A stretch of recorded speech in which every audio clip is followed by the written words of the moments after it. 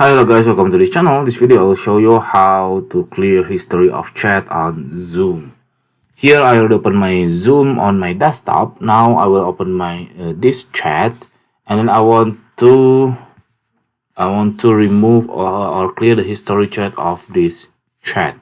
So how to do? You just go to the right top. This is more action, and then here you can see there is a drop down menu which is more options written on over there, and then you can see this is clear chat history.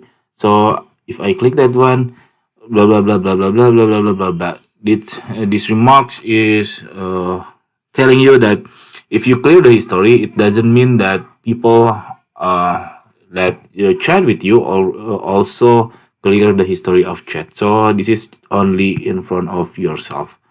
See, now I already cleared all the history chat. That's it. This very simple tutorial. I hope it's helpful for you. Visit please subscribe our channel. Thank you for watching.